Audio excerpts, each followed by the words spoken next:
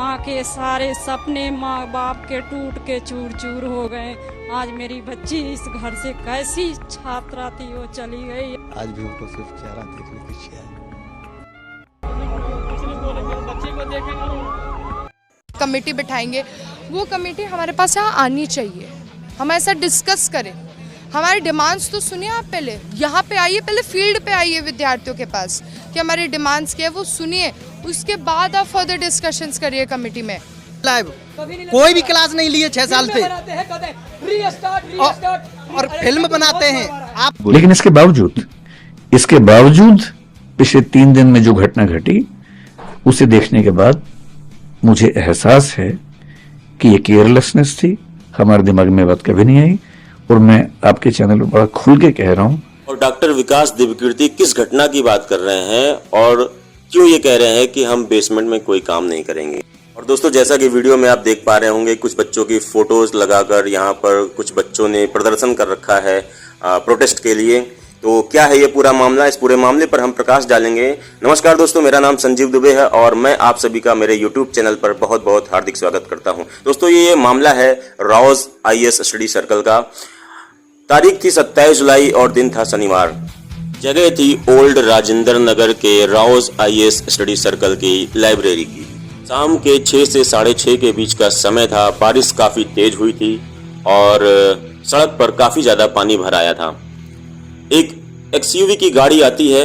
Library, ये जो जिस इंस्टीट्यूट की बात हो रही है, जिस कोचिंग सेंटर की बात हो रही है, उसी की नीचे बेसमेंट में लाइब्रेरी थी और इसी के सामने एक XUV गाड़ी जो है उसके गुजरने का सिलसिला जारी होता है और पानी का जो बहाव होता है गाड़ी के फ्लो से, उस बहाव से इस कोचिंग सेंटर का जो फ्रंट का दरवाजा होता है वो टूट जाता है। इस फोटो में आप पूरी गाड़ी की फोटो देख सकते हैं और इस दरवाजे के टूटने से जो पानी होता है फिर वो अपना रास्ता ढूंढ लेता है और वो रास्ता क्या होता है, उस कोचिंग सेंटर के बेसमेंट जहां पर लाइब्रेरी चल रही होती है, इस लाइब्रेरी में पूरा पानी भरना शुरू हो जाता है। और देखते ही देखते इतना पानी भर जाता है कि लाइब्रेरी गेट के अंदर का बायोमेट्रिक फेल हो जाता है और बच्चे अंदर फंस जाते हैं।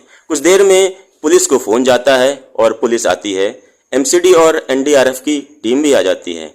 करीब देर रात तक रेस्क्यू ऑपरेशन चलता है। ऑपरेशन खत्म होते पता चलता है कि इस हादसे में 3 मासूम बच्चों की मौत हो गई है। मरने वालों में औरंगाबाद की तान्या सोनी, दूसरा केरल के नेविन डॉल्विन और तीसरी यूपी के अंबेडकर नगर की रहने वाली 22 साल की महज श्रेया यादव। श्रेया यादव की मदर डेयरी में जॉब भी लग चुकी थी, लेकिन दोस्तों वो IAS बनना चाहती थी। श्रेया यादव के पिता दूध बेचने का काम करते हैं और क्योंकि उनके परिवार की स्थिति बहुत ही ज़्यादा सामान्य है, बहुत ज़्यादा पैसे वाले लोग नहीं हैं और जितनी ज़्यादा फीस होती है UPSC तैयारी करने की कोचिंग सेंटर की, उनको कर्ज लेकर इस फीस को अदा करना पड़ा। उन्हें क्या पता था कि वो जिस जगह अपने बिटिया की तैयारी करने के लिए भेज रहे हैं, उस जगह के सिस्टम की एक लापरवाही की वजह से, कुछ लापरवाहियों की वजह से उनकी बिटिया की जान भी जा सकती है। तो ये जो घटना हुई है बीती 27 जुलाई की शाम को, ये काफ़ी ज़्यादा दुखद है और हमारे सिस्टम के लिए काफ़ी ज़्यादा शर्मसार कर देने वाली है। क्योंकि जो घटना है जिस जगह पर हुई है वो जगह कोई छोटी मोटी जगह, कोई छोटा मोटा गांव नहीं है। वो जगह पूरे भारत की राजधानी है, दिल्ली शहर, और वो भी ऐसी जगह पर तमाम बड़े इंस्टीट्यूट हैं जो कि UPSC बड़े एग्ज़ाम की तैयारी कराते हैं और इस एग्ज़ाम की तैयारी के नाम पे बच्चों से एक मोटी रकम भी ये बड़े कोचिंग सेंटर वसूलते हैं। इसके अलावा इन कोचिंग हब्स के आसपास के इलाकों में रहने के लिए रूम का जो रेंट देना पड़ता है काफ़ी ज़्यादा देना पड़ता है। बहुत छोटे छोटे कमरे हैं जिनका रूम रेंट करीब 8 से 10 हज़ार रुपये है। और इन सभी बातों को देखिए एक वीडियो में कुछ बच्चे बता रहे हैं, आइए सुनते हैं। ये है पढ़ने के लिए, सर मैं आपको डबल सीटर दिखाती हूँ जो सब, और ये है, और छोटा मोटा आप अपना सामान यहाँ पर रख सकते हैं। और यहाँ पर देखिए, यहाँ किताबें, बस यही है 10,500 दे रही हूँ। और इसका आप 10,500 10,500 रुपये आप इसका 10,500 पे कर रही हूँ सर। 3 सीटर है। 3 सीटर मतलब इसमें 3 लोग रहते हैं। इसमें आप 3 बिस्तर देखेंगे, 1 2 3। इसका रेंट क्या है? 9,000। तो 27,000 रुपये अगर आप देखें तो 27,000 रुपये इसकी कीमत है। आपका पढ़ाई में मन लग जाता है यहाँ? पाते हो? कभी कभी कंजस्टेड फील होता है तो नहीं होता, बाहर घूम लेती। तो दोस्तों देखा आपने, एक छोटे छोटे रूम में रहने के लिए बच्चों को कितना मोटा पैसा जो है वो पे करना पड़ता है और इन तमाम दिक्कतों का सामना भी करना पड़ता है। इन कठिनाइयों को झेलते हुए जो बच्चे यहाँ पर पड़े हुए हैं वो सिर्फ और सिर्फ अपने सपनों को पूरा करने के लिए आए हुए हैं और इनके सपनों को पूरा करने में इनके माँ बाप का भी काफ़ी ज़्यादा रोल है। और इनकी कठिनाई तो ये है कि ये छोटे छोटे रूम में रह रहे हैं, मगर इस जो पैसे का बोझ है उसको बोझ को झेलने के लिए इनके माँ बाप कहीं कड़ी मेहनत कर रहे हैं। तो दोस्तों उसके लिए देखिए कि जो ये हादसा हुआ है बहुत ही ज़्यादा दर्दनाक, बहुत ही ज़्यादा शर्मसार करने वाला है, क्योंकि यह हादसा कोई जो है वो दैवी आपदा नहीं थी, ये यहाँ के सिस्टम की लू फॉल थी। यहाँ का जो व्यवस्था है, सरकार की जो व्यवस्था है, जो यहाँ के दिल्ली नगर निगम की जो व्यवस्था है उसकी लू फॉल थी, जिसके कारण ये जो बारिश जो हुई है, तेज बारिश हुई है, वो एक हादसे में परिवर्तित हो गई। और इसी लू फॉल की वजह से अब बच्चों को लगने लगा है कि अगर अब हमने कोई धरना प्रदर्शन नहीं किया, सरकार के अगर कुछ अगेंस्ट काम नहीं किया, हमने कोई मांग नहीं करी, तो ऐसे ही मौतें होती रहेंगी और किसी को कोई फर्क नहीं पड़ेगा। क्योंकि इस घटना के ठीक कुछ दिनों पहले एक बच्चे की करंट लगकर एक हादसे में मौत हो गई थी और वो कुछ हादसा ऐसा ही था कि वो सड़क के किनारे से निकल रहा था और एक नंगा तार जो है वो बिजली का नीचे लटका हुआ था और उसके करंट लगने से उस बच्चे की मौत हो गई। और इस मौत के बाद भी सरकार की आंखें नहीं खुली, दिल्ली नगर निगम की आंखें नहीं खुली और ये हादसा दोबारा हो गया। तो बच्चों को अब लग रहा है कि अगर हम कोई अब एक्शन नहीं लेंगे तो फिर से ये हादसे होते रहेंगे। और अब बच्चों ने प्रदर्शन किया हुआ है, धरना प्रदर्शन करके बैठे हुए हैं यहाँ पर। और देखिए अब वीडियो के माध्यम से जानते हैं बच्चों ने क्या मांग करी है सरकार और सिस्टम से, तो इस वीडियो में देखते हैं।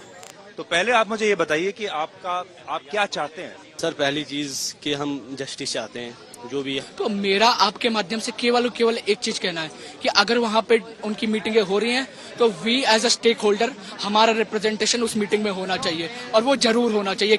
प्लीज आप अपने तरफ से हमारी बात रखिए। यहाँ पे स्टूडेंट्स पे जो डिसग्रेस है वो एक्चुअली यहाँ के मिसमैनेजमेंट की वजह से, यहाँ पे हर चीज में मिसमैनेजमेंट। शिक्षा का व्यवसायीकरण बहुत अच्छी तरीके से हो रहा है, बहुत अच्छी तरीके से लैंडलॉर्ड्स जानते हैं कि कैसे तरीके से छोटे कमरे का बच्चों से रेंट कितना लेना है, बाथरूम जैसे कमरे बैठे हुए हैं जिनकी रात की नींद, दिन का चैन उड़ा हुआ है। इनका सीधे तौर पर कहना है कि जो भी कल्प्रिट्स हैं उनको सख्त से सख्त सजा मिले। हिमांशु, आप लोग यहाँ हंगर स्ट्राइक पर बैठे हैं, क्यों? देखो हमारे 2 इश्यूज हैं। एक तो जो कैजुअलिटीज़ हुई हैं इसके लिए जस्टिस हो, लीगली फाइनेंशियली। दूसरा जो फ्यूचर कैजुअलिटीज़ होंगी, जो यहाँ एक प्रॉब्लम है ड्रेनेज सिस्टम की, क्राउड ज़्यादा है, वाटर का फ्लो ज़्यादा है, जो ड्रेनेज सिस्टम है उसकी कैपेसिटी कम है, जो बहुत टाइम पुरानी है, उसको रीइनोवेट किया जाए। आप अभी देखोगे ड्रेनेज सिस्टम जाके तो कहीं कंक्रीट जम रहा है, वहाँ पानी का फ्लो है ही नहीं। जब वहाँ पानी का फ्लो नहीं है तो रोड पे आता है पानी, रोड की वजह से पूरा इंफ्रास्ट्रक्चर का एक कोलैप्स सिस्टम बन जाता है। जो हमने देखा अभी, ये एक न्यू बिल्डिंग थी राउस, कोई जर्जर बिल्डिंग नहीं थी, बिकॉज कि जो यहाँ का इंफ्रास्ट्रक्चर का जो कोऑर्डिनेट है, जो ये रोड है और विद बिल्डिंग्स, रोड ऊंची है एज कम्पेयर टू बिल्डिंग। तो ये जो नॉर्म्स हैं बिल्डिंग बाय लॉ, उसका प्रॉपर इम्प्लीमेंटेशन हो। क्यों इसका बेसमेंट की रोड से बेसमेंट की हाइट कम थी, पानी का फ्लो कब होता है, हाई टू लो, तो इसकी बेसमेंट की हाइट क्यों कम थी? तो इट मीन्स इसे एक्शन होना चाहिए कि थोड़े दिन पहले जो हमारे भाई थे नीलेश राय, जो सिर्फ 26 साल के थे, उन्होंने अभी हाल ही में प्रीलिम्स क्लियर करा था और अब अपनी मेंस की तैयारी कर रहे थे। वो तो सिर्फ मतलब अपने रेंटेड अकोमोडेशन से। क्या मांगे आप? हमारी मांगे है कि जो हमारे 4 एस्पिरेंट्स गए हैं उनको प्रॉपर कंपनसेशन मिलनी चाहिए, वो कंपनसेशन 5 करोड़ की होनी चाहिए। हमारी दूसरी ये मांग है कि हमें FIR की डिटेल्स चाहिए विद नेम्स, कि आपने मतलब किन बेसिस पे उन्हें अरेस्ट करा है, किन सेक्शंस के बेसिस पे आपने अरेस्ट करा है, वो हमारे पास होनी चाहिए। और जो होम मिनिस्ट्री ने जो बोले कि हम अब एक कमेटी बिठाएंगे, वो कमेटी हमारे पास यहाँ आनी चाहिए, हम ऐसा डिस्कस करें। हमारी डिमांड्स तो सुनिए आप, पहले यहाँ पे आइए, पहले फील्ड पे आइए विद्यार्थियों के पास कि हमारी डिमांड्स क्या है वो सुनिए, उसके बाद आप फर्दर डिस्कशंस करिए कमेटी में।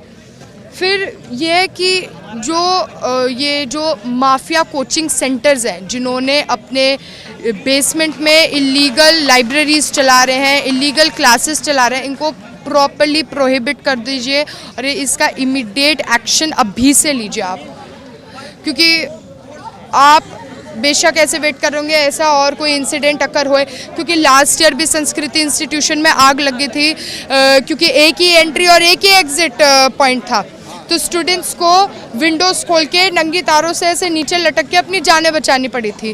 बर्न इंजरीज हो गई थी, मुंह पे हो गई थी, गर्दन पे हो गई थी, हाथ पे हो गई थी, पैर पे हो गई थी। कौन अकाउंटेबल है? आप लोग अकाउंटेबल है।